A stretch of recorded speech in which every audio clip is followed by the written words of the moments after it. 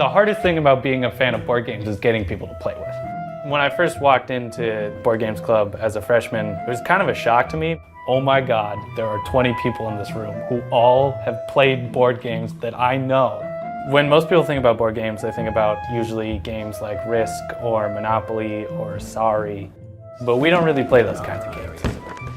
The club owns probably about 50 board games. City of Remnants, Roll for the Galaxy. Russian Railroads is one of my favorites. Dead of Winter. Settlers of Catan, Sheriff of Nottingham, Letters from Whitechapel, Machi Cloro.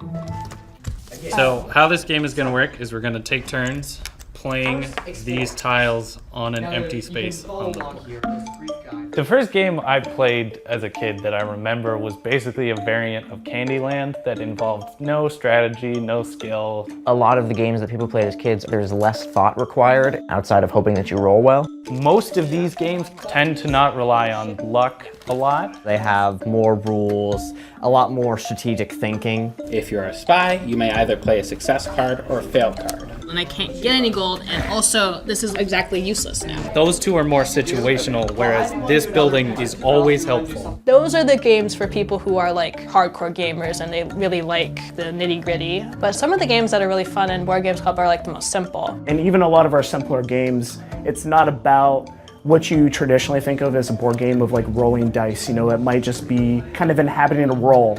We have one called Mysterium, where one player can't talk, and they're trying to tell everybody at the table who killed them. And that sort of thing can be really fun and sort of a different challenge. It's nice to not stare at a computer screen. It's very different to hold something, to move something around, to have these tactile components.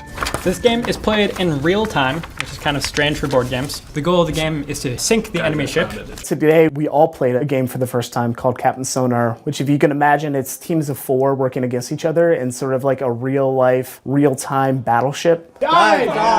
Head east, north, head south, north again. One of the great things about board games is that it fosters a sense of being a fair player, because if you're not, nobody's going to want to play with you. If you sit around a table together and solve a good puzzle, it's not about solving the puzzle, it's about solving the puzzle with people. The people I met in Board Games Club were the people I really connected to and made deep, deep friendships with throughout my time at BU. A lot of us keep coming back and having a good time because we're not focused on the winning. It's all part of that, trying to be someone who's fun to play with and enjoying both losing and winning. When you're just having fun with friends and like playing, that's all that really matters.